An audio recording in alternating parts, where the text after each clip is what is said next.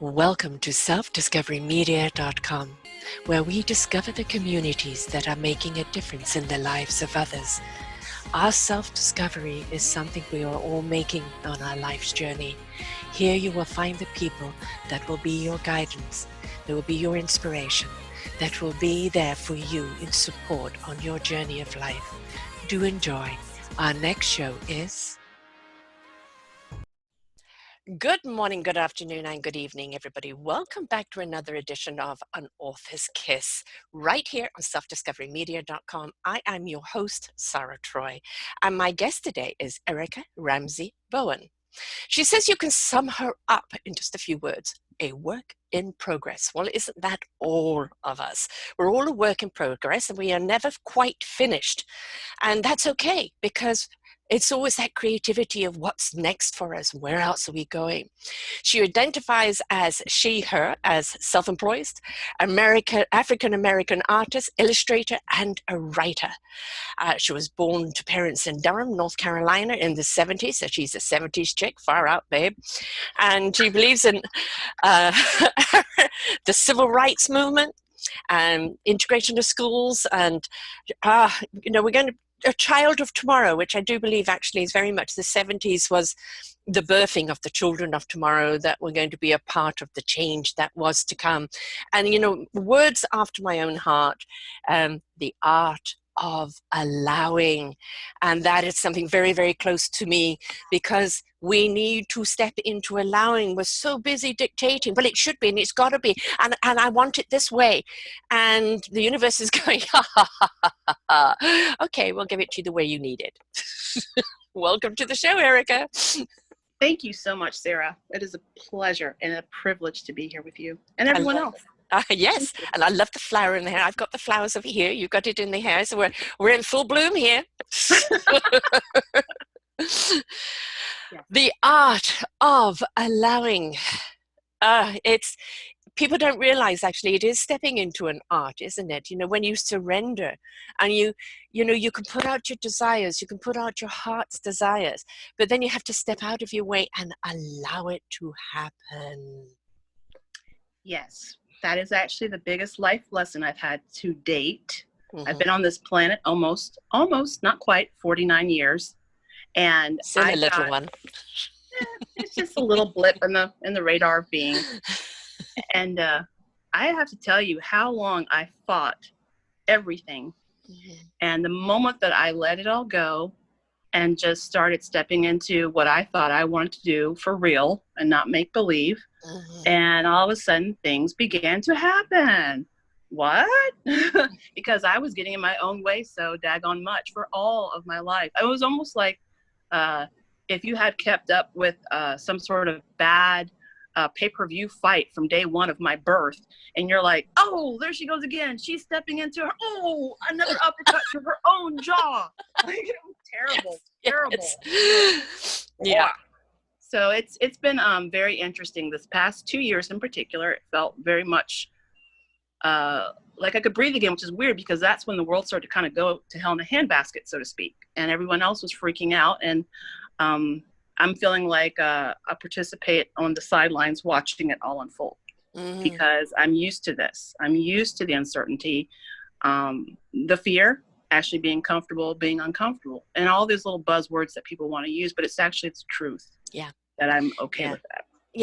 Being uncomfortable. I mean, that is, when we do step into our comfortability, that's our rhetoric moments. Our uncomfortability isn't something to be afraid of. It's just always propelling us forward.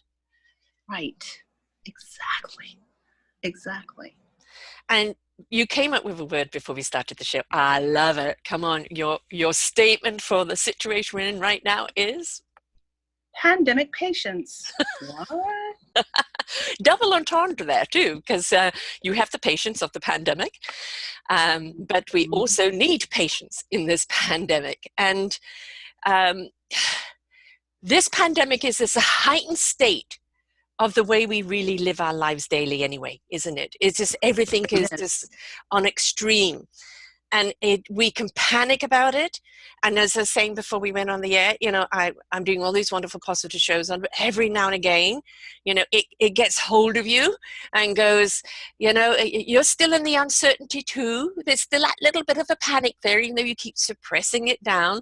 And sometimes we just need to freak out and let it go. That is, and then have a sense of humor about it. Yeah. It's going to be so ungraceful when you do let go, and no matter how upset you are, you're going to, I honor that. I honor the upset. I'm not making light of it at all, but I gave the example yesterday on a call, and I shared it. I'm blunt. I lost, as I say it, and excuse my parents out there, earmuffs, I lost my proverbial shit, as they say down here in Atlanta, one day, because I went in the freezer. And, I've been sheltering in place, which normally is fine. I work for myself, but I had 2 other souls here walking around in my space for 3 weeks in a row without relief. And so I go into the freezer to check something out. And oh, you've lost you. We've lost you. We've lost I'm you. not there. Hello? Yep, you dropped. So you went into the freezer? Can you hear me now? Yes. And everything was crammed in there, which set off my OCD to the nth degree. And I began, Sarah, to execute the most perfect pitching arm and throwing frozen vegetables as hard as I could, screaming at the top of my lungs, I'm about to lose my shit. Well, actually, newsflash, I was already losing it because vegetables were a-flying. And, it was not pretty. And I even called my husband to warn him. I said, if I were you, I wouldn't come home in the next 15 to 20 minutes. And I figure out that's about the time it's going to take for me to empty this freezer by chucking all the contents against the cabinet. And he was like, okay, he's been through this before. But it was building up. It was building up. And it was that moment. I was just like, I'm going to let this go. This is like beyond. Yes. And so and for those of you who are worried and concerned, like, it wasn't food that would have fed the homeless or the hungry. It was actually stuff that honestly needed to go in the trash. And that's another part of why I was so upset. And I was just like, she whines, she pitches, and once again, it's a no-hitter across the plate into the microwave. But well, we need to find that release, because if we don't, it's going to manifest in other ways. It's either going to come back on our health, or somewhere along the line, we're going to lose our temper unreasonably and spend it on someone else. So, now and again, if you just feel it boiling up, I had a friend that used to go jogging to a local bridge, and it was a bridge that had the highway. It was a highway type bridge, and underneath was a train, and she used to go there so she could scream. And then just scream on the top of her lungs and feel a lot better. And I know it's a bit hard right now because we can't go anywhere. And if you did start screaming in your apartment or your house, people will call the police. But one of the things I used to do with my kids that drove them crazy when I wanted their attention, but it's also a great release, I started singing opera. So find your release that isn't going to cause cops a panic, but find your release. Yes. Because if you don't, it's just bubbling up, right? Yes. And, you're going to squash it down, and you're going to squash it down. And sometimes, almost about 99% of the times, you're going to squash it down with something that's so totally unhealthy. Yeah. It's going to be too much food, too much drink, or too much video games, or, too much whatever. So, yeah. And I mean, that too much of anything leads to a frustration, but it also leads to a lack of gratitude, doesn't it? When you have too much of one thing, it's too easy. You start looking at it as not being valuable anymore. And I think this is why so-called challenges or struggles, whichever you list, and then we get there and we have that moment of triumph, which I'm sure as an illustrator and a writer, you get those epiphany moments, or you get those completion moments. And it's like, this was worth all the struggle. This was worth all the challenges. And if you didn't have those, where would you have that euphoric moment? I don't know. I mean, I've never had kids, but I have a ton of friends. When they have their little tiny humans, they say that is the most magnificent defining moment. And it's worth all of the crazy 9, or sometimes with my mom, 10 months prior to the arrival. And I understand that. I can get that. The pain, the frustration, the scare, the fear, and all of that. So for you to have that product of a perfectly wonderful little human being, or a wonderful book, or a wonderful cake, or whatever your passion is, it's worth all of it. Yeah. And you immediately forget all the tears and anger. And when you see that, like when I see my book, it's just like with the baby. I count the toes. I Yes. flip the pages. I check the spelling. I coo. I go, well, use your probation. It's your baby. It truly is. My You've given baby. birth to it, you know. Yes. And I've given birth 3 times, and you know, they're all in their 30s now. And so, you know, a lot of my Wow. gray hairs have their name on it, but 3 wonderful children, they really are. Mhm. And there is that something when you're holding that child. But it's also, it's not ever the same quite feeling, because when you're holding a natural life, you've carried for that amount of time. But when you're holding something else that you've achieved, and if that achievement is as somebody else sees that achievement, we all are looking for some form of validation or gratification. And it's not so Right. much the ego thing, it's just to know we're on the right track, and what we're doing is actually having an impact, because we all want to have an impact on something. We want to feel that we're contributing in some way, right? And your That's chosen path magnificent. is the writing and the illustrating. That is your gift to society. Mm-hmm. No, that's magnificent. You know what? I've never, this is going to sound horrible. And please don't flame me, viewers, for even thinking this all of a sudden after all the stuff that we just talked about. But I just had my epiphany of, Mhm. I never thought of it before, of having children as a gift to the universe or as a gift to the world. And I thought, wow, you just hit me upside the head with that. I just was like, I'm just thinking like kids are like, you know, like, yay, we have a kid. It's going to be awesome. Yeah, complete our family. Yay. But you're right. It is the biggest, ultimate trust to have a tiny human that you foster and put out in the world and have them be a complete human being. That's Yep. huge. But I mean, you're one On the of heels of Mother's Day. right. You know, you're one of the gifts, and I think that's one of the things Yeah. is, what is your instrument in life? You know, this whole network is called self-discovery. You know, we go on this self-discovery from the moment we're born to understand why we're here. What is our why story? You know, why are we doing what we're doing? Is it meaningful? Is it purposeful? Is it contributing? Is it something we can stand by? Is it an instrument that can join an orchestra? You know, and this is the journey of life, and we're going to have many chapters and many areas in our life of discovery. And each time you have that discovery, each time that you birth that idea or you have that achievement, whether it's, you know, just learning to get up and actually take those first steps to birthing a book, you know, that same moment of pride and achievement, and you know, it's like the entire spine, the whole chakra Mm-hmm. just lines right up. Yes. And it's, you know, that it's a gift that has come from your heart. Yes. Yes. Wow. Okay. I'm good. You just basically ministered to me there. And wow, that's like, I mean, a meditation for the next 3 weeks. It really is. I had never thought of it in those terms, you know? And the thing is, it's also not to dictate how the gift is. You know, you're writing a certain genre, Right. right? You're writing it to a certain audience. Right. There are, what, 7 trillion people on the world. It's not for everybody. It's for Right. those that are ready to read and receive. It is a gift to them. And if it was a one stroke that brushed all, you know, then we wouldn't have creativity. Right. And the whole thing about creativity is you're speaking to your particular audience. And, you know, not everybody's going to be a J.K. Rowling, you know, and you know, still now, what, 20 some years later, they're still banning her books from certain schools because of Right. witchcraft, you know. So the thing is, it doesn't, if you've, I always say to everything, if you're going into something for fame and glory or money, you're missing the Mm-hmm. point of the gift of what you're doing. Yes. And you're not going to enjoy it No, at all. no. So here's a fun fact for you, Sarah, and for those of you who are intrigued or perhaps fascinated by the fact that, oh, Erica's a children's book artist and illustrator and writer. Wow, how very glamorous. Well, I'm self-pubbing, and the numbers for self-publishing are thus. So if you're envisioning fame, Mm-hmm. glory, fortune, the average self-published author sells about 250 books.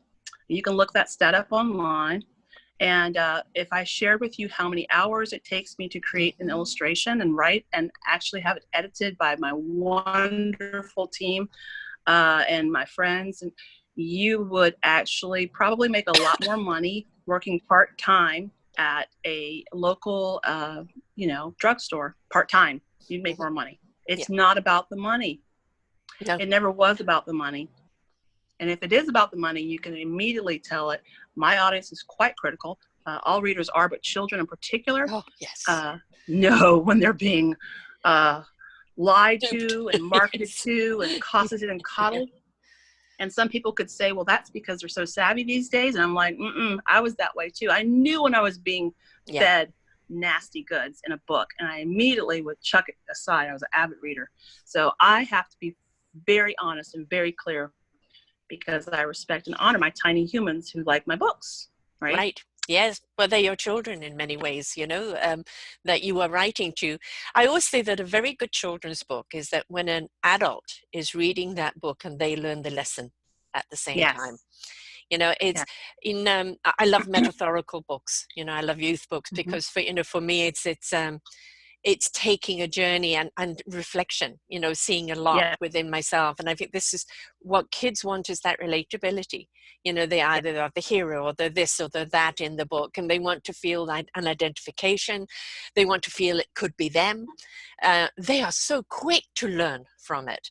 And if even if the kid is reading it on their own, I always suggest parent to read it so you can have a conversation with your child about it, because your perspective of what you're going to receive from it is going to be different from the child's. But what a wonderful conversation opener. Yes, I absolutely echo that, because these are the worlds that your child is inhabiting. So the other thing about it is that for me, I actually shared with someone when I was a child, a book was the safest place to go. And I would reread certain books over and over again, A, because they're well written, but B, because I knew I could count on the same characters doing exactly what they say they're going to do. I could count on the same worlds being the same. Nothing ever disappointed or fell apart or flaked out. So kids can look to books for reliability and the characters for them to be exactly who they say they are, which in this day and age is a huge support for children. So parents, not just children. I would encourage you to definitely read along. Man, the literature that's out these days too, amazing. It's amazing. Yes. I was actually talking online on Twitter to one of my favorite artists, and he's a so Dabo Adiola and Nathan Bryan wrote Look Up. I was like, I'm a fangirl of theirs, and so they have another one coming called Clean Up. But they, it's this adorable little girl who loves space, and she has a sidekick. It's a cat, and I was just loving it, because I was talking about when I was that age group, I would have died 3 times over to see a little star of a book who was about outer space, with her little space helmet, her little space suit, her cat, and it's a great story, well written. But I was just giving them props, because I'm like, once again, you guys are coming out with your second book, and a little girl out there in the world is going to be so excited and delighted to see herself and her cat. You know, talking about these things that are impacting her in the world. So, you know, I love interviewing authors, and you know, especially of children's books. There's another author who, you know, wrote about an African American kid who, you know, Laurie goes to Paris and Laurie goes to Copenhagen, and it's all about that travel, because they don't always see African American children traveling, you know, and experiencing the world. And you know, there's a lot of beautiful stories that people have written of children, and so, you know, it's not like I'm going to sit and write a children's book sometimes. It's just the story comes into the head, and it has to be propelled. And there was one person I interviewed who'd been in marketing, but as a child she used to write stories all the time, and then she grew up, went to college, went and did the marketing job, and then one day she's in a traffic jam and a story's coming out and she's run out of paper. She's writing it on her arm, you know, and because it had to come out, and it was like, I have to do this. And now, you know, she is this prolific child writer, and she wears funny wigs and colors and everything else to kind of play the part with it as well. And it's the world she was always meant to be in. But the world she went in just helped kind of perfect the world that she's in. So she knew how to market her own product. That's a lot of the problem with authors today. And the reason why they're not getting read is because the whole marketing side of it is totally different, isn't it? I'm so glad you touched on that, because I want to go back to the analogy of the kid. It's like, I've seen this happen, and this is actually what is very, very good that you mentioned this, because I'm actually in the process right now of launching my marketing campaign for my own book that I illustrated and wrote. So up until now, I've always had the books that I illustrated that other people wrote. But I came from a similar kind of situation where for 20 odd years I'm in corporate, and I worked for some of the best and brightest out there in terms of executives. I worked for the person who is now the CEO of Domino's, for example. I was one of his assistants. I worked at a consulting firm, a lot of familiar names you'd see marching around there if you look that up. But I utilized that and leveraged that to make sure I put my book out there in the best possible way, because if I don't, it's the equivalent of you give birth to the baby, and then you just kind of toss it in the corner. Good luck to you, kid. Hope you grow up fine. You've done all this work nurturing this beautiful creation along, and you got to get out in the world, right? So what are you going to do? Are you going to sit there and be like, no, dude, you've got more work to do. The work is not over once you're done publishing. It's like, and she published it, and it was done, and it was a number one on Amazon. Oh, good luck to you. No, that's not going to happen. Yeah. And we don't have traditional publishers anymore. My brother's a writer as well, and he's written many, many books. But for a while there, for a few years, he did a lot of youth genre. And again, I love them. You talk about Cat, the girl and the cat blue, and going into different dimensions, different worlds, all sorts of adventures. Absolutely wonderful. I love them. Every time I read them, I soak them up. But one of his problems is he's old school, and he just doesn't know how to market himself. And, he was with a publisher that took 5 years to publish his first book. And it was a trilogy. They only did 2. Wow. And so he did the third one himself, and they won't give him back his first 2 books. So, the thing about self-publishing, because one thing you've got to remember, even if somebody's doing the publishing for you, you still got to go and do the promotion. So there are a lot of people who can publish for you that are more independent, not the old traditional houses. And in part of the package is that where they are going to promote you, and they're going to campaign for you, because as you said, you've got this nugget just waiting to be shared. And how are you going to get it out there? You've also got the writers who become very protective. Oh, no, I don't want anyone to read it. Why did you write it? Or they're scared of social media, and I'm going, the world is out there with its sabers and it's all kinds of, like, there's trolls, there's all kinds of horrible things out there, but you really cannot base your decisions based on fear. You really cannot coddle your book so daggone much that it never sees the light of day, because then you're no better than that crazy mom who locks her kid up till he's 33 eating pizza in the basement. Like, let it breathe, let it go, allow. Allow. Yeah, the art of allowing. But it's also got to remember that all of these social medias are on an algorithm. Yes. So if you're not buying into the hysteria and the hate and the this and that, and you're only friending people that have chosen to be more in the light, then those are the people that are going to escalate and keep going. I at least work an hour a day, at least, on social media. It's part of my networking. And I am there interacting with people, right? And that is one of the things you've got to understand. It's part of the job. In getting anything, whether it's a book or anything else out there, right? It's not like, hallelujah, here I am, come and get me. Stand in line. I'm just here in my room and wait for the world to discover me. Yes. Prince Charming at the door, knocking the door down, right? Yeah, that's fairy tale, Shelley babes. uses that. She uses that for the search for the relationship. When Shelley Negalo, you've had her on your show, and she talks about the relationship and how are you going to get the relationship that works if you're just sitting in your bedroom waiting for Mr. or Mrs. or whoever to arrive? It's not going to happen. Yes, I had them on this last week, the two of them, Tom and Shelley, talking about their 49-year marriage and how around the 14, 15-year break, they even got to talking divorce. And it wasn't that they still didn't love each other, they just had disconnected. And they had to take their individual journey to come back, to create a wholeness between them. And it was so beautiful because she is literally folded into him. The whole way through. And it's like, 49 years of marriage, and they joke they got married at 2. Which you would think when you see them. And you're looking at exactly. Right. I mean, she looks, exactly. Vibrancy, And I've interviewed her 4 times now, and Tom's coming up again on there this week, same as you, and he'll be 3 times now with him. And they're just an incredible couple.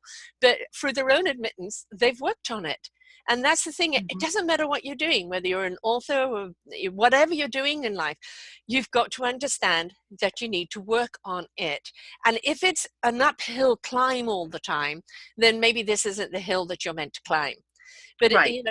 you can't expect someone to love you unless you have found that love of self. You can't expect your readers to read your book if you don't put your book out there in that same loving energy and the way that you wrote it.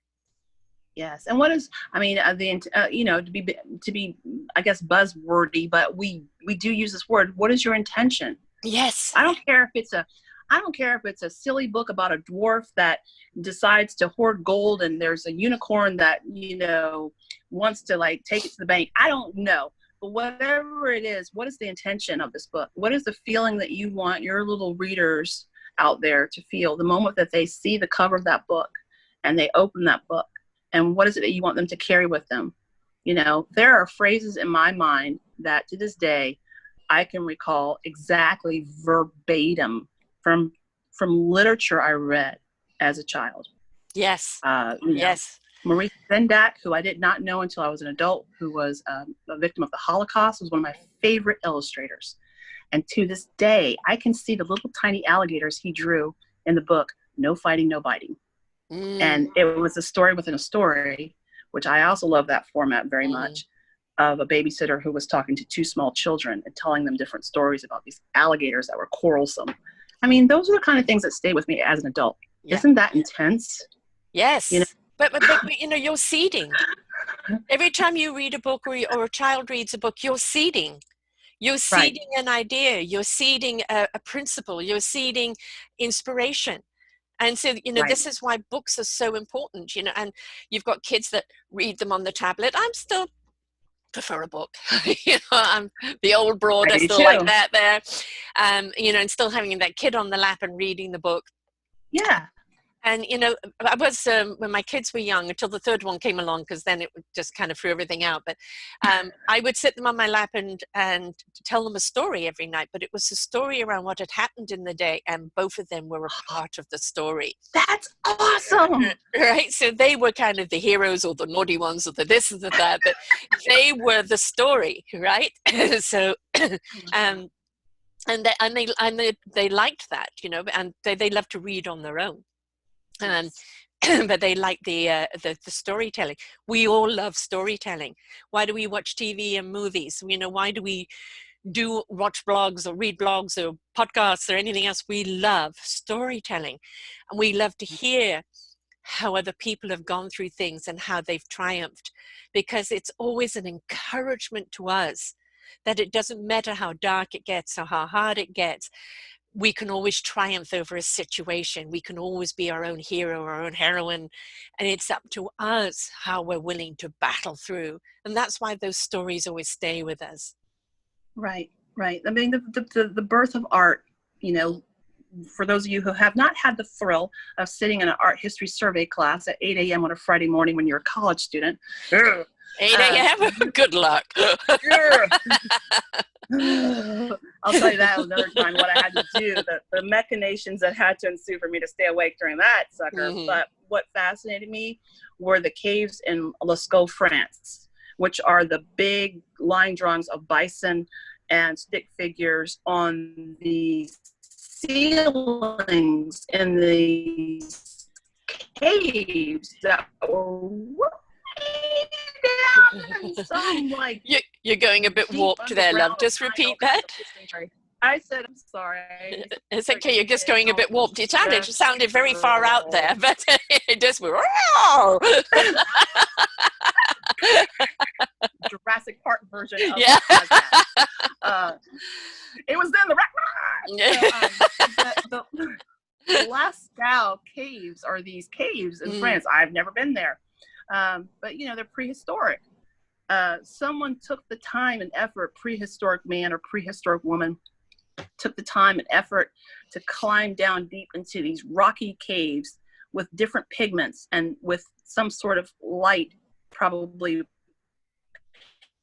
on some sort of like, you know, animal fat burning, painted these bison and these figures. And it was important enough to take them away from hunting for food or providing for their tribe to put these stories up on the walls. If that doesn't tell you the importance of stories, frankly, I have no idea what will. Yeah. That we had these people who are fighting for survival who took the time to tell the stories in these pictures, and whether it was religious ritual to help with the hunt or to summon the food or the harvest, who knows, but it's still a story that they took the time to create. Yeah. Right. And the campfire, you know, stories have been shared around the campfire since the beginning of time. And, you know, a story then gets shared. Of course, it gets either exaggerated or diluted. You know, it never is quite the same story as we know. But, you know, but the point is the story continues on. And in a way, don't we want our story to continue on beyond us? Yes, it's the best form of immortality. You don't have to drink blood and glitter in the sun.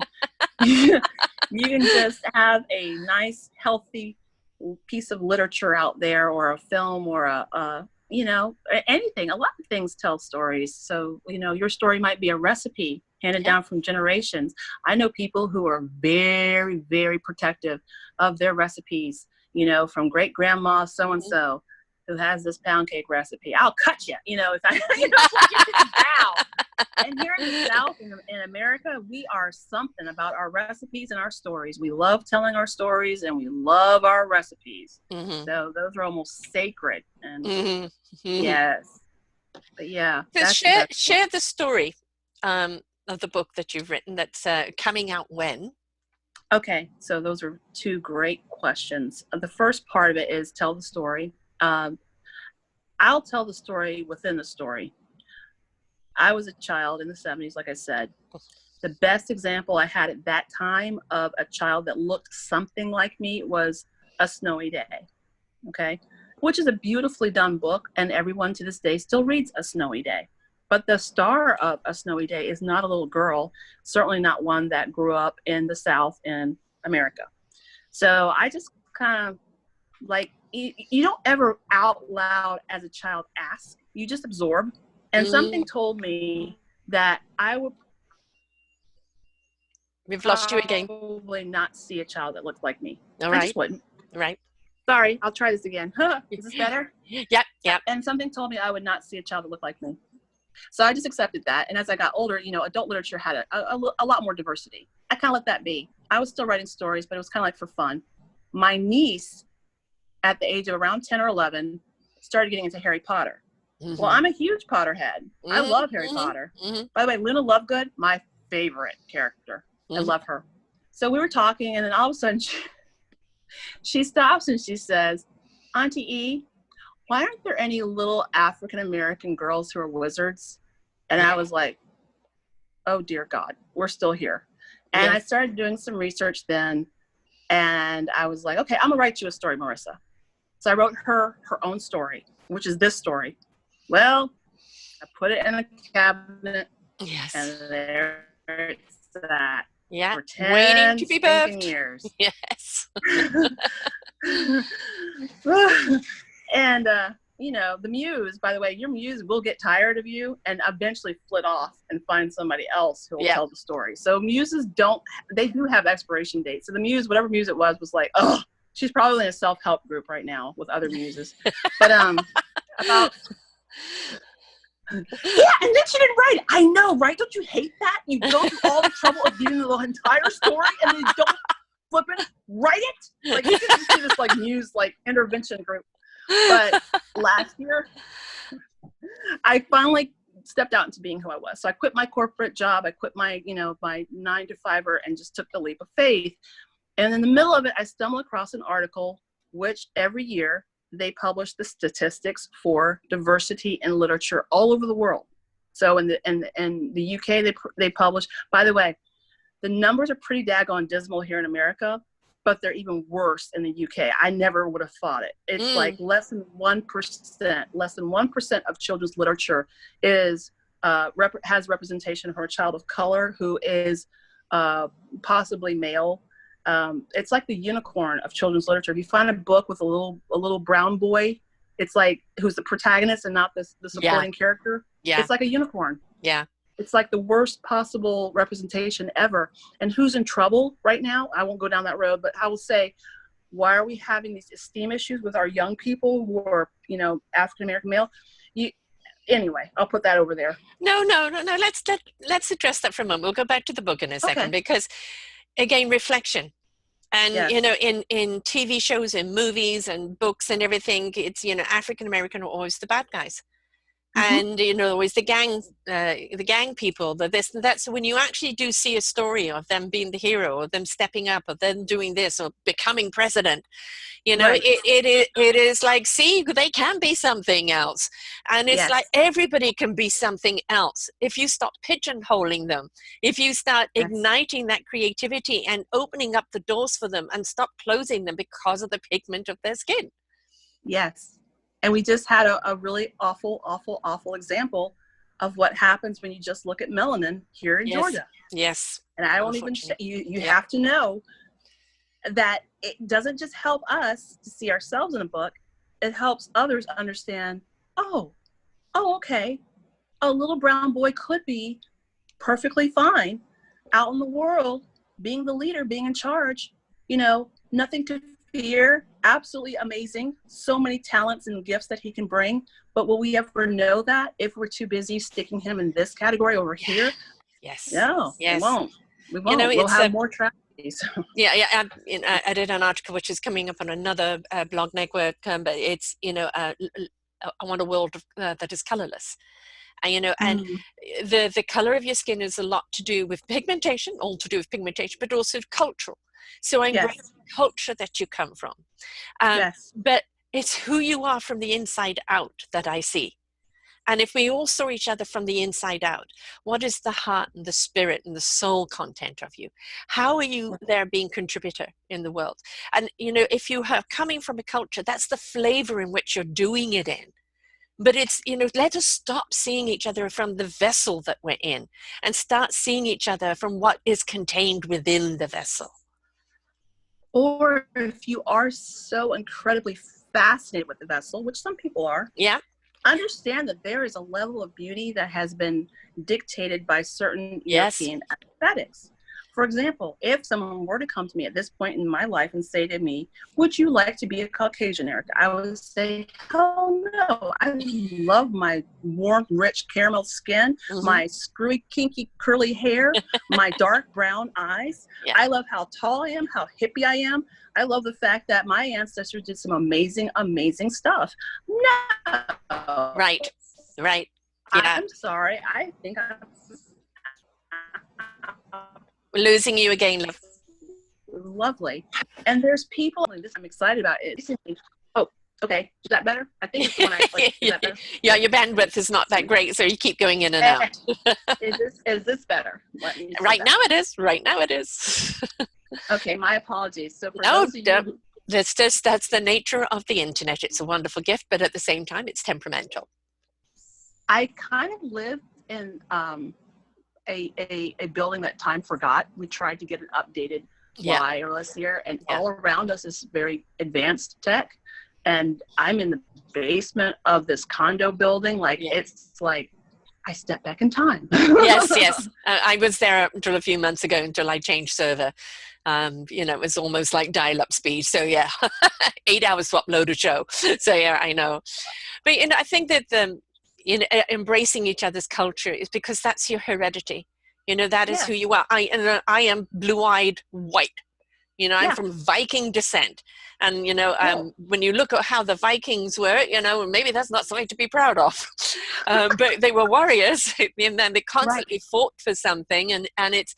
But you still got to own who you are from the inside out. The outside of you is representing you at face value, literally.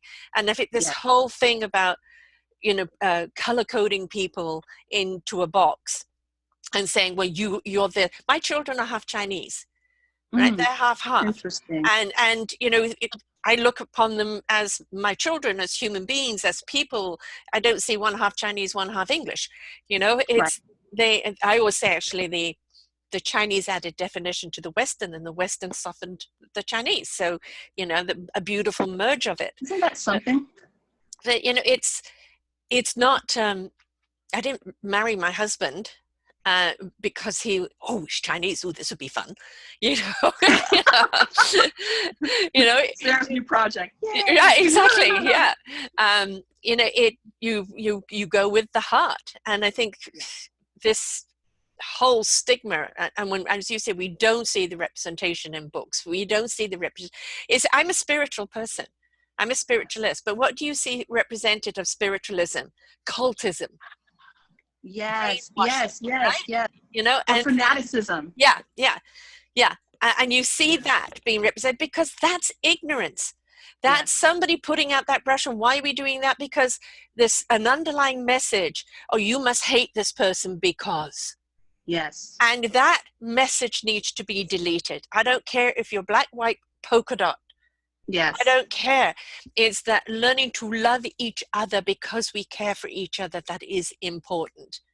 Or that we were given this giant, watery rock of a planet with all of this diversity for a reason. Yes. And I think that the creator, the powers that be, whatever you believe in, would be so insanely disappointed to find that out of this huge world that we have one thing or one race or one belief system that we absolutely adhere to, and everything else is wrong. Right. I'm sure the creator's like, dang, okay, let me get this straight.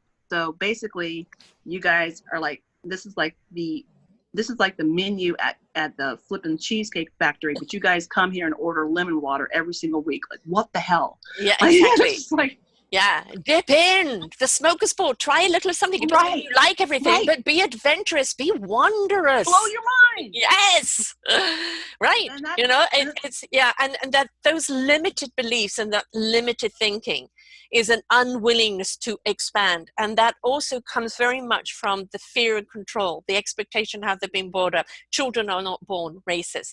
Children are not born to see differences. They connect on a vibration of each other, and along comes the adults. Oh, you can't play with that person because, you know, and we're the ones that are from. Where did that belief come in? Right? I mean, we need to look at all these underlying beliefs and get rid of them. So we diversed away from your books. But you know, it's not. It's not, because I'll tell you, the book is about a little girl fairy who grows up in southern Louisiana in the bayou with her fairy tribe, and all the other fairies don't have any patience for her because she's a terrible flippin' fairy. She just doesn't like doing the things they do. She can't do the things they do.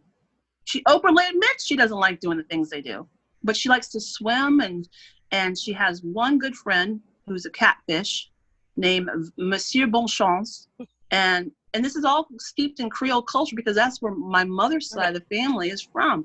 And so I'm celebrating the gumbo mishmash of the racial crazy that makes up our family in Louisiana. And she is very unhappy, and the fish tells her these stories all the time of the sea. He himself, he says, he admits he's never been there. He's a bayou born catfish, but he always tells her these stories, and he says he knows that it's out there. And she says she thinks she should be at the ocean. And he goes, you know, maybe you should.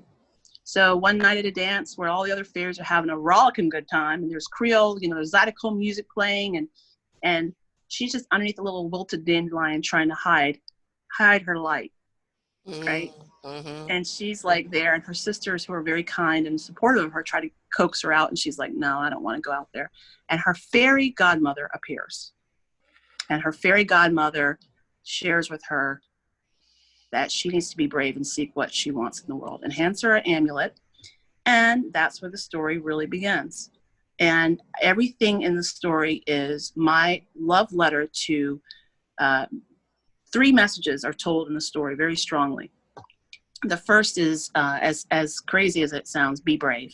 Mm-hmm. Because there's so many things out there these days that can eat you or kill you, or, you know, especially for a little tiny fairy of normally small size that can't fly very well. Right. You know, you got to be brave, and then you got to seek what you want. And the world is big on purpose, I believe, because everybody has a place in it. Yeah. And it's said very plainly in the book, the world is vast on purpose. So if you're not finding your tribe where you are, your mission then is to go find your tribe, right?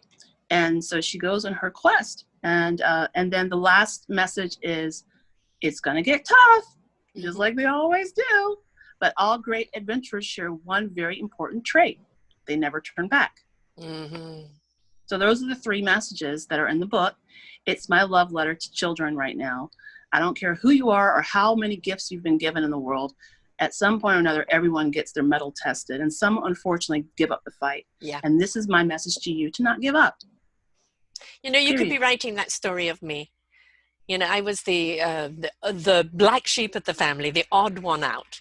You know, Yeah. I'm a true colors coach, and you know, I was the screaming blue, constantly going with the wind, the air, and the moving, and they were all structured and rooted and grounded, and it's like, why can't you settle down? Why can't you do this? And it's just like, I'm a knowingness person. I have to go with the knowingness. I have to go with the way the wind takes me. And so I was completely the oddball out, and that has been me through my life. And you know, that feeling guilty of that, I should conform, I should do this, I should do that, until I realized I am what I am, as Popeye says, and I'm okay who I am, and Yes. just to embrace who I am and let myself go, allow Yes. myself go. So that story could be written about me completely, and I know with many a child out there, however old they are, it's Yes. talking about them. I won't lie. It is unabashedly the me story that but here's what's so cool. It's just what you shared. I have never named the fairy. Why? Because she is you. I want every child to look at that fairy and go, and read the story and go, oh my gosh, the fairy's me. And everyone's like, well, what's the fairy's name? I'm like, your name. Yeah. And so I love that you shared that, because you get it in your soul. That's you. Yeah. Yeah. Exactly. And you know, what you're doing is giving permission to be you. You don't have to conform. You don't have to comply. There is nothing wrong with you. You just seek a different path in life. And what happens is, and I'm not going to give away the ending, but what happens is that when she does indeed find her destiny, all of the things that supposedly made her such a bad fairy makes her this thing perfectly. Yes. Right? Yes. Exactly. Yeah. I mean, the thing is, if we're trying to live by somebody else's idea of perfection, you know, we are constantly going to let ourselves down and everybody else down around us. If we go with the flow, if we allow ourselves to take the journey and in our own self-discovery, discover what our beautiful instrument is and find our orchestra to belong to, now we really do understand what our purpose is, and we find passion and conviction and compassion in it. And that's where we stepped into ourselves. Yes. Amen to that. Yeah. Amen to that. And I will share one more thing about the beauty of this book is I ran a Kickstarter for it. It funded very successfully because I had the help of a very dedicated group of champions who were as diverse as you could possibly be. And I did a post-mortem. I looked at my numbers. Not that this is going to be an indication of more love, of who loves me more or it more, but it's just kind of an interesting anecdote that the people who gave the most to this project per person on average were white male veterans. How beautiful. Right? You know, I have a veteran show and I've interviewed an awful lot of veterans, and that makes sense because as a veteran, what are you having to do? It is all about conformity. Yes. You know, it's always about structure, about obeying, about doing, about the expectation on you. Yes. If then you stand out, that's a bad thing. Right. Yes. Unless, you know, that you're then the Navy SEAL or you're, you know, your special ops, because then you're literally living on the intuition. You have your knowledge to draw back on, but it's intuitive. It's quick reactionary. And that fits in with my true colors thing of each personality and exactly what they do. But I can understand them wanting to do this because in so many of them, they want to break that conformity. They want to have that voice that they were never allowed to have. And, you know, older white males, all males, you know, I remember waking up one day and I've got to do a show and not bashing males because it is the Me Too movement of women. But we've got to understand the males have been taught by the males for eons. Mm-hmm. We're asking them to change like that. Oh, yeah. We have to Yeah. show them the path.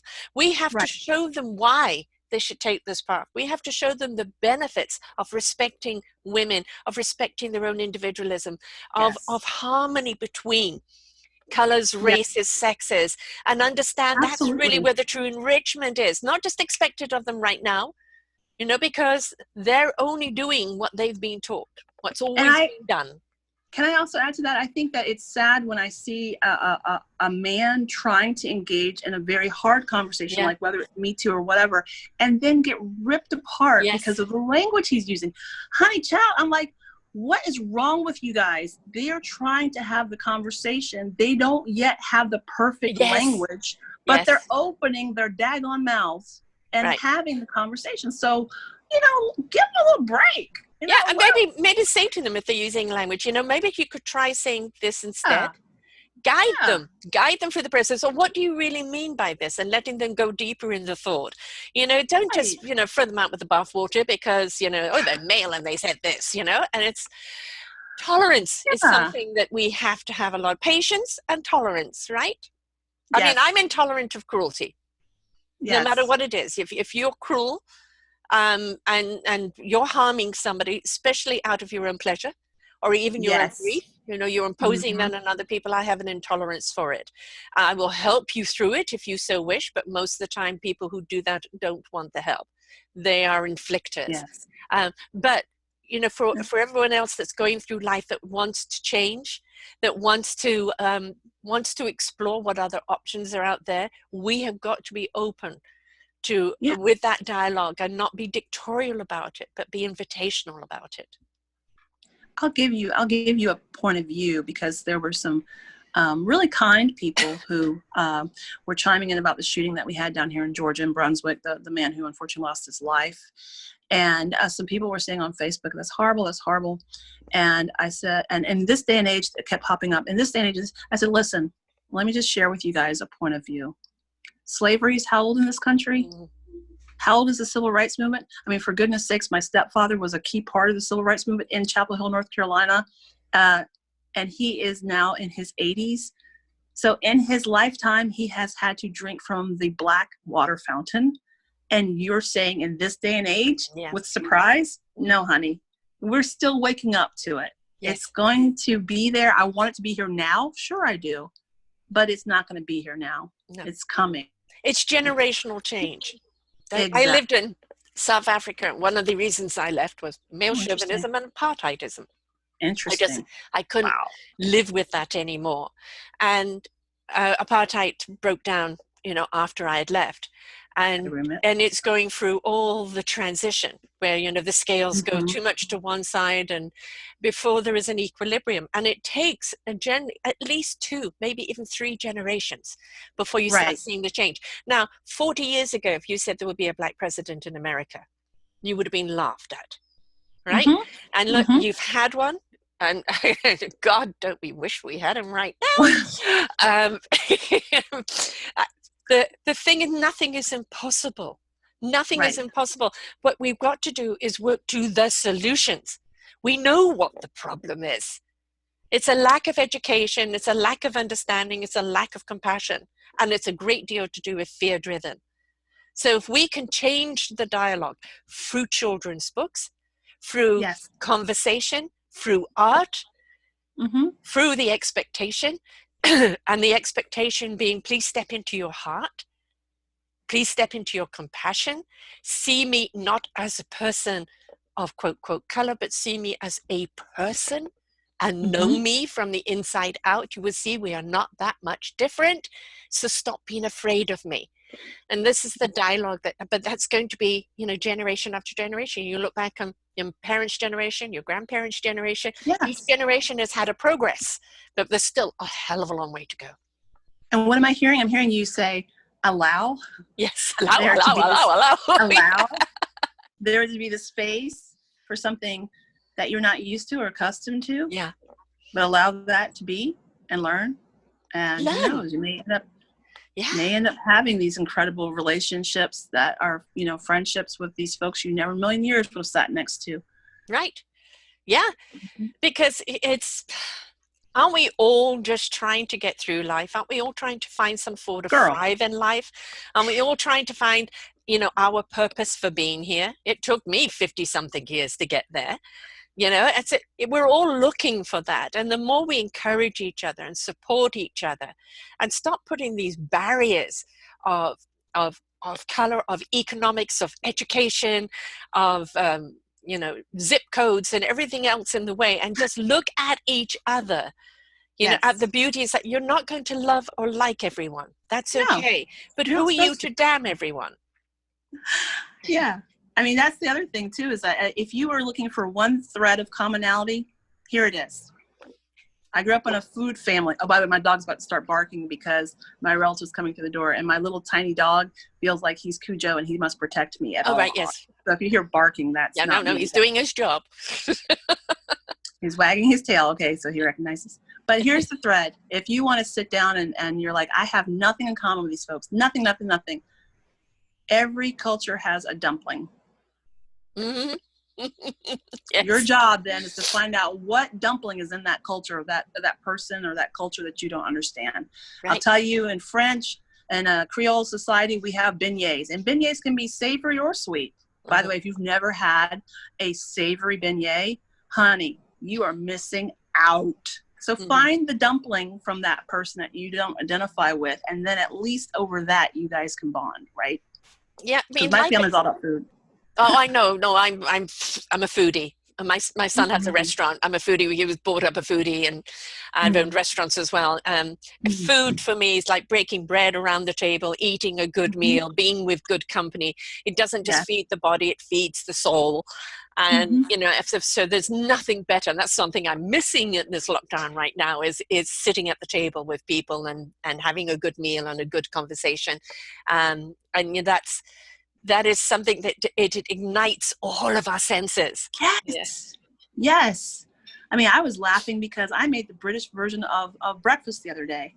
I had my beans with my mushrooms and my tomato or as they say, tomato and my eggs. And my husband looked at me and he said, "Have you lost your damn mind?" I was like, "Yeah, pretty much." But I also am making the British version of breakfast and the grilled toast. I was like, toast is not what we do here where we stick it in the machine and it comes out all gnarly. I said, it's good. It's grilled. I love it. I'm a toast person. It's an art, right? Yes. Like, let's go over that sometime. Yeah.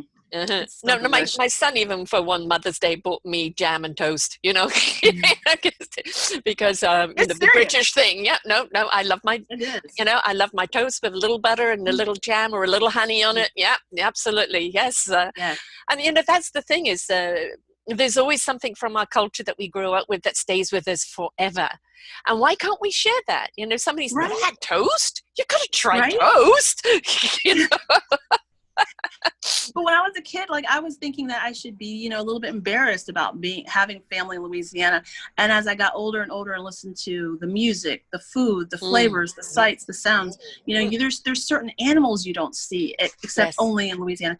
The cypress trees, the way that the Spanish moss hangs down, the Atchafalaya is a huge character in the book, and that is in a very endangered but largest wetland. I think in the world, but I know for a fact in the United States it's the largest wetland that we have, and what a rich resource it is. And so these are things to be proud of, and I don't care who you are, be proud. And then what's behind the pride is love. Yes. If you love yourself and where you come from, you can easily communicate that love to others and help them love it too, right? I'm corny. I think that the vibration of caring, kindness, compassion, and love is the frequency we should all work on. And that if we step into that in truth, then that love vibration resonates out in a frequency that embraces everyone around Absolutely. it. So, love is all. Love is all. Yes, it absolutely is. But you can't have love of life or love in life until you find that love of self. And that love of self is that permission to allow yourself to be different, to explore, and to become what you were designed to do by God's design. Absolutely. I told my own mother, I said, I know why I'm here on this planet now. she laughed. She said, it's about daggone time. But then she was like, hey, yeah, it's okay. Life is a process. It's a journey, you know. It is a journey. But Yeah. she said, I knew it all along, Erica. You just had to know it. Yeah. And I was like, that's very Wizard of Oz, Mom. But yes, you're absolutely right. Because she told me until she was blue in the face, you're a writer, you're an artist, you're talented, you're awful, you know, you're amazing. Not you're awful, but you're amazing. You're a wonderful, I was trying to say you're a wonderful daughter. It came out awful. An officer. An officer. But it took me how many decades? And that's okay. It just took me that a little bit longer than maybe some would expect for me to understand that truthfully. Well, and now basically, as you said, you wrote that book with you in mind. And so, you know, now what you're doing for other children is say, don't wait these 4 decades or 5 decades or 6 decades. Absolutely. You know, just step into it now. You know, you're going to go through trials and tribulations in life. Every single one of them is a redirect and a lesson learned. And it's about finding your strength, finding your courage, finding your purpose, finding your passion. And the more you're willing to walk it, the more you're going to discover more about yourself, your abilities. Because again, we're dictated by this piece of paper. Do you have a degree? Do you have a diploma? Are you important? You know, I've got B behind my name. But, you know, as far as I'm concerned, if you don't have the wisdom to know how to use the knowledge is just knowledge. Exactly. Oh, my favorite quote from a movie, A Bronx Tale. The most common waste is wasted talent. Yes. I know some so people much with is degrees bagging groceries. Yeah. It's ridiculous. Yeah. Yes. And, you know, I know so many people who went and got the degrees to appease the family and walked away from, you know, from that very thing because it just wasn't them. You know, and it's like, we cannot be, you know, if our parents, for whatever reason, did not live up to their own journey, they can't impose it on the child. The child must have their own journey. This is what they're here for. It's not, you know, or I didn't get to do this, so you've got to do it. No, doesn't work like that. Yeah. And that's why I like books, because books, it's like a message from another person that you'll never meet saying, it's okay. Yes. Yes. And as I said, you know, the kid reading it, but then the parent reading it, it then becomes, you see the inspiration it is to the child. You now can back that inspiration up. You can support it. And you can also have a good look at yourself and go, you know, maybe I was meant to be a sea creature. I kind of suck at being a fairy too, huh? Okay.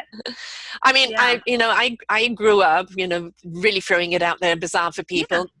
I was a very sickly child, so I'm very dimensional, going up into different dimensions, but I grew up playing with dead people. You know, for me, why doesn't everybody else see them? You know, I see fairies in various places. I literally see them. But fairies will only allow you to see them if they want you to see them. But, you know, for us to be ignorant and arrogant to think we are the only species on this planet, there are so many wonderful, what we call mythical creatures that are real. And whether they're in this dimension or another dimension, they're here to show us. And the more we're willing to open up to that wonderment and even the truth of it, it's, you know, that is what's going to help propel us forward. The moment we go, well, you know, I can't see them, I can't touch them, therefore they'll not be, but you go to church, you speak to God, do you touch him? Right? He can't touch you until you open up. And the fairies can't touch you until you open up. You can't feel anything until you're willing to open up and allow that. And then when it touches you, you have touched it. I have to share with you one thing that I'm so glad you shared that, because I had a friend who said, oh, you're writing a book about fairies. There's no such thing as fairies in America. And I looked at him and said, oh, dear sweet boy, go do some research. I said, every culture has mythology around little people. Yes. Every culture. So if this is such a made up thing, how come the American native and indigenous tribes have fairies? Mm-hmm. How come they have this term for little people? How come different tribes had different terms for little people? Like, honestly, would they have bothered again? Like if it wasn't Oh, real? it's paganism, you know. Right? Yeah. Like every culture has, just like a dumpling, they've all got a fairy. Yes, exactly. And you know, all of these wonderful mythical creatures, there is, the thing is, if you can think it and you can put it out there, there is a basis of truth in it. Mm-hmm. Right? And I also will tell you this, Sarah, things will go missing, or it started to go missing when I started working on the book. Yes. And I read somewhere that it was the fairies playing tricks on me. They weren't very happy with me. I wasn't giving them anything. I was too busy marketing them, but I was borrowing from their culture. So I started to do what you're supposed to do, is leave out a little gift. So I left them a little gift of milk, and they left me alone. But they were hiding my keys there, and I know I am mentally paused, okay? Admission, I am mentally paused, but I literally would put my keys on the counter, turn around, and they'd be gone. And I was like, oh, the fairies. Yeah. And I was like, okay. And then I told Scott about it, my husband, and he was like, yeah, that's been happening to me too. I was like, we need to put something out for the fairies, dude. Yeah. Yeah. Appreciation. Oh, Appreciation. Yeah. There is actually, I can't remember his name right now, and I normally have his book by me, but it's in storage right now. A most brilliant artist of the fairies. And he literally in tuned with the fairies for the fairies to tell him the description of who they are, the characteristics and everything else, and he did the art around it, and it's absolutely exquisite. Begins with B or G, and I just haven't got it right now, and it's absolutely incredible. When you remember, please tell me, because I do want to check it out. He does an entire book about the characteristics around each of the fairies, and does a drawing on each one of them, and it is absolutely beautiful. But the name is over there. It's not over here right now. But absolutely beautiful. And you know, I love what we call mythical stories, because for me that's where reality is. You know, my brother, as it says, a youth writer, and he writes a lot about different dimensions and different different mediums, and I love it. I soak it up, you know. And I was a Harry Potter geek. My kids laughed at me because I'm curled up on the chair reading the book. Get your own supper. Right? Yeah.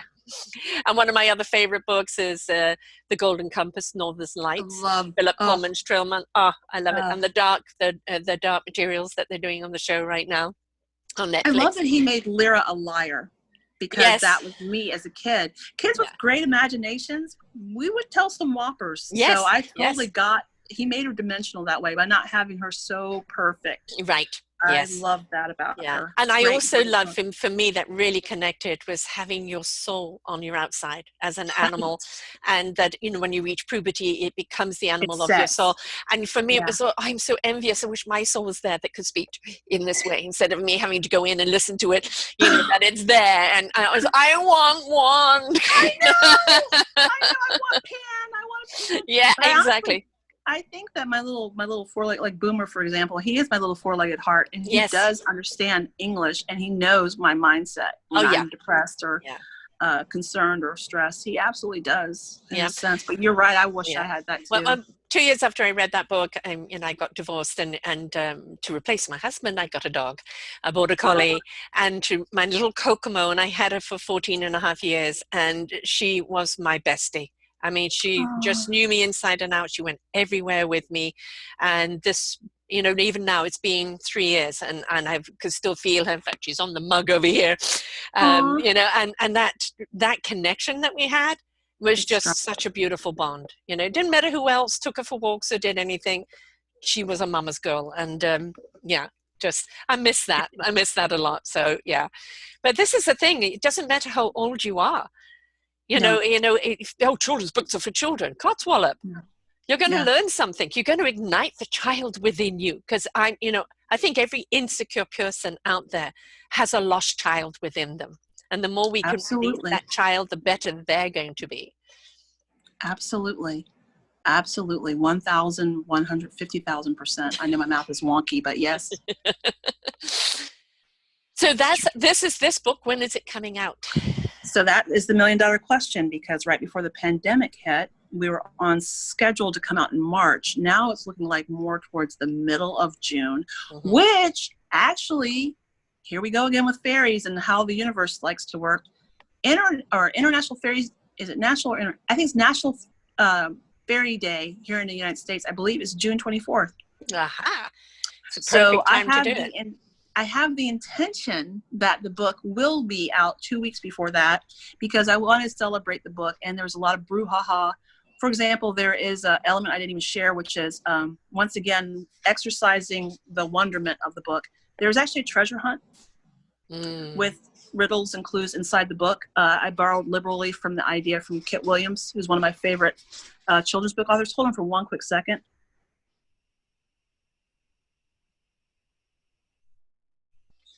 My housemates are unaware that I'm broadcasting, so I was trying to share that with them. So we're looking at probably around June 15th, to be honest. And I was at this point of despair. And so what I did was, because my Kickstarter tribe has been so amazing and supportive and kind and everything else, I'm going to be releasing the ebook out to them in the next week. It was supposed to go out last week, and then I had a technical thing happen. And then I'm going to send it to my tribe, and that will enable them to see the book before it's printed. And like you, I love the printed page. And like you, I love that excitement of cracking open that binding and whoo, you're gone. Yeah. Like, goodbye, where'd you go? Yeah, but I do want them to feel honored, because they are the heart and soul of how this book was able to, they're the doulas of the book. Okay. Right. They help birth it. So exactly. You'll sit on my website, the link, and you can pre-order as of next week. And then the website is? Oh, it's my, my peachy portrait. So I do pet portraits, and that is my bread and butter. So www.peach, peach like you eat, the letter E as in Erica, that's me, paw, like a paw print, traits, TRITS.com. And I think I'll send you that link. Sarah, could you post it on the end of the... Yes, we posted here in the video, and of course people can find it back on the posting at social media. Just put in your name, so the full name is Erica Ramsey-Bowen. And they just put in your name, and your show will come up, and everything will be on there, including the book cover and where to order it and everything else. And you know what would be really cool right now, especially as we're still in lockdown and it's going to be increased for longer, which it should be, because this virus is not over yet, is even reading, part of the chapters just on Facebook every day a little bit, just to, drop it down there for people, and, just, not the whole book. Just some teasers. And my dear friend Emily, who is one of the Fairy Tribe, the Kickstarter support team that I call them the Fairy Tribe, she is an educator in North Carolina. Shout out to you, Emily. And she read chapters 1 and 2 to her little people last week, and she did a beautiful, beautiful job. So it's going out there, and I love it when other people are reading the book. Like that is everything to me. So I will be sharing. And also I was on Jarima Gorham, who has an organization called Burst Into Books out of Chicago, Illinois. I read one of my works in progress, wasn't The Little Fairy, but I read, oh, by the way, the title of the book is The Little Bayou Fairy. The Little Bayou Fairy. So you can also go to littlebayoufairy.com, and there will be information there as well. But Jarima, shout out to you as well, because I read one of my works in progress on her show. So I'm probably going to come back and read chapters 1 and 2 so that people will start to acquaint themselves with her. But that little fairy something, she's all over the place. She's making her way around. So. As fairies do. Yes, as they do. The other thing right now is, normally I say to people, birthday gifts and Christmas gifts, excellent to give books because they go on forever. But, while we're in this lockdown, while we're still in this unsure times, this is a perfect time to get the book, to book it ahead of time, because people are running out what to do with their kids, and the fact that you've got a treasure hunt in it, and don't make it easy. Right. Well, good, because that extends the story of the book. But I think it's also a great time, as I said, that I always had round tables for dinner, and it was conversation. And what does the book mean to you? Which fairy did you see yourself as? What would you like to do? Because now you're giving your children permission to explore, and we know children are going to be 10 million things before they finally find something that calls to them. By allowing them to dive into this, a fairy today, a fireman tomorrow, this to that, it allows their creativity to explore. And then when they find something that really go, oh, I really want to do this, then you can get really behind them because you've allowed them to explore. Please don't cut their wings. please Yes. Oh oil my them, gosh. oil them. Yeah. Yes. Yes. Or if you have a little fairy that's stumbling around and isn't in sync with the others, have a Yes. conversation with them. What do you Exactly. enjoy? Exactly. We do not have to be like everyone else. The most Yeah. beautiful thing is somebody who is imperfect, because they are perfectly themselves. Always. It's interesting that you say that too, because my next book project is actually with a person who has a child who has special needs, and the child is amazing. I'm sorry, I'm gonna go ahead and spill the beans, Pam. She's working on a book, and I asked her to sit down with him yesterday and ask him what some of the plot should be for the book, since it was his initial idea for the hero. The hero is called Mashup, because he mashes up two superheroes into one. And I was like, that is amazing. Yes. I would never thought of that. Yeah. And so like, that's our next pet project, is about this little child he's special needs, but that's like the most irrelevant part of him, like the part that he's coming up with these amazing things that he's doing out in the world. And it was like, oh. Yeah, it's like somebody else who's a child educator. We did a show not on children with disability, differently abled. Differently abled, thank you. Yes. And that's the other thing, is that I'm learning these languages as I'm approaching folks who I have never spoken with before. And I was talking to her yesterday, and I'm learning these languages and these things and these experiences, because she was also sharing some things with me that she was going through with the pandemic that's unique for people who have children who are differently abled. I would never have realized it, but these Zoom calls don't necessarily work for them, which everyone is relying on to educate their children. And I'm going, holy crap, I didn't realize that. And she's like, well, you wouldn't unless you had a child that was differently abled. So, I'm having these conversations and learning these languages and learning about these new things that are existing right here in my own backyard, and I had no idea. And I'm so grateful for that. Right. I mean, we never stop learning. We're never too old to learn. We're never too old to wonder. We must be this wandering soul, because this wandering soul is always inquiring, always intrigued, always moving forward. Life, the wind, the blood within us, the oxygen, the waters, they are constantly in flow. We are not designed to be stagnant. No, we're not. Wow. Got shivers. That was good. Wow. I'm going to take a sip of my Arnold Palmer here. I'll finish my coffee now. Lemonade and tea is like the best. Hello. I love children's books. I love watching a child read a book or come alive through a story, find themselves in it.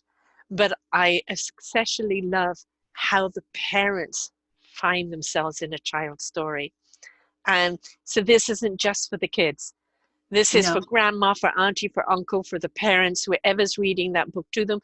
And as I suggest, please read the book. Even if your child can read on their own, please read the book yourself, because now you can ignite that conversation. You can ignite that wonderment. You can inspire that creativity in them. And it's not just a book. Next, it's a story they can relate to. It's a story that you can be creative with and beyond the book, because the book is just that catalyst of wonderment. Yeah, I mean, we are in the middle of slowing down significantly. I do not doubt there are parents who are sitting down with their child, and for the very first time, maybe in a long time, really getting to know who that tiny person is, and maybe shocked and surprised in a very pleasant way that their child has layers and depth to them they have no idea. And I'll tell you one other thing that happened that was so cool was I tested the riddles out on a key trusted group of constituents, my fairy tribe. One of them has a child who has I hate that phrase, high functioning, but she is autistic. She is extraordinary. And so I tested the riddle out with her and her mom. I tested the riddle out with a 7-year-old and her mom. And I tested out the riddles with another child who is what they call reading reluctant. I've never heard of that, but and I was a fly on the wall. I could hear the daughters and they just happen to be girls, but honestly, this is for anybody. The daughters and the moms were having these incredible conversations, cracking the riddles, right? And the way that the daughters were arriving to their logic versus the moms and their logic. And I was just blown away because there was this whole conversation happening that probably normally would not happen. And this is pre-COVID, by the way. Yeah. So Yeah. this is when you have everything happening and all kinds of distractions, and we've got to go over here for soccer practice, and we've got to go there in time to make sure we're there for that meeting. And they slowed down and they sat there and had these in-depth conversations to get to the answer. And then the feeling of aha when they come to the answer and excitement was also something that was really cool. Yes. I'm looking forward to people having that experience. Yeah. Yes, I am looking forward to it too. And I think it's a great gift to hand out to people so they can pre-order now. Comes out Fairy Day in June. And the two sites again. So I think you've got one particular site for the book in particular, right? Yes. Yeah, Little Bayou Fairy. And by the way, that's spelled little Little, Bayou, Bayou, Fairy, FAIRY.com. When you go to the site, you'll know it immediately because you'll see her. She's wearing her little aviator hat, her little goggles. She's got on her little old-fashioned striped swimsuit, her little brown fairy wings. You'll know her immediately. You'll say, oh, it's the right site. Yeah. Hello, I know you already. Yes. And I'm glad that you've respected yourself in taking the journey that you were meant to take and having the courage to walk away from the quote security. But yes, finances aside, we all need that. But when we step into something that enriches us and makes us abundant through the creativity, through the purpose, we find the money to live on, and we realize we don't need as much, because a lot of the time when you're doing something and you're unhappy, you spend more to try and fulfill the happiness. When you're doing something that's so abundantly happy, you don't need as much money because you're already living in that abundance. So for other people who want to dive out into something, like it's tugging at me, but, let go of the but, snip it, go with the flow, allow, right? and explore, because that's what you're here to do. You'll know you're on the right path when you find yourself working harder than you've ever worked for less money you've ever made, possibly. I'm creating wealth and abundance, but if you do, you don't mind it, and you find yourself the healthiest and happiest you've ever been, you're on the right path. I didn't get sick one time this whole year and probably slept less than I ever have, but man, have I been and continue to be happy with the things that I'm able to create. It's a different world. And that cup runneth over. That sheer joy, that abundance rubs off onto other people. We're looking at e-commerce in a different way. It's not about the dollar. It's about the joy of life. It's about love. And the more you love something, the more you share that love, and the more love becomes the e-commerce of the world. Yes, absolutely. Money's just a tool, right? Amen. So let the creativity fly. Go and book this book right now.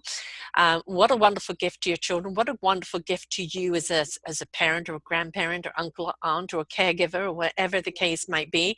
Take the journey with your child. Explore with your child, and let your inner child come out. Learn from your children. You're not just here to dictate to your children what they're meant to do. Learn from them. They've got so much to teach you. And step into their wonderment and their journey and let it ignite something within you, because that is the art of allowing, isn't it? Taking the journey. Absolutely. Play. Go play. We've forgotten how to do that. Yeah. And this is perfect time. Play. Go and have fun. Play. Thank you so much, love. This has been wonderful having you on here. Thank you, Sarah, from the bottom of my heart, and on behalf of my little tribe of fairies. And I look forward to when the book comes out, and we'll be blasting it out everywhere. It's got to be read. Got to be read. Yes. Oh, and one little helpful little hint: the treasure's not technically buried anywhere, so it's a safe thing to look for.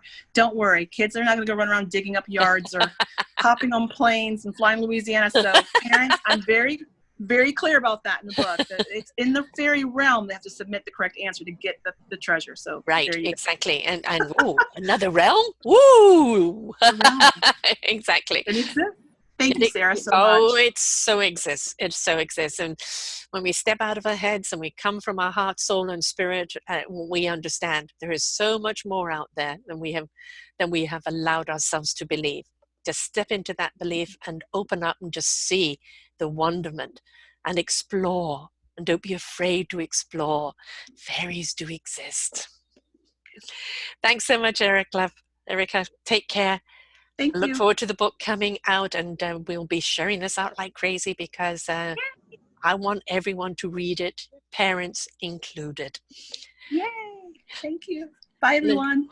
Until next time, folks, remember, keep the creativity and the wonderment alive. We're not just here to reach a certain pitch and that's it. No, spread your wings, fly like the fairy, and see where it takes you. Until next time, bye for now. We hope you enjoyed the show. We look forward to bringing you more shows. Please go to selfdiscoverymedia.com/shows and you will see the incredible lineup of genres and shows that we have for you. We are here to make a difference in your life. Thank you for listening.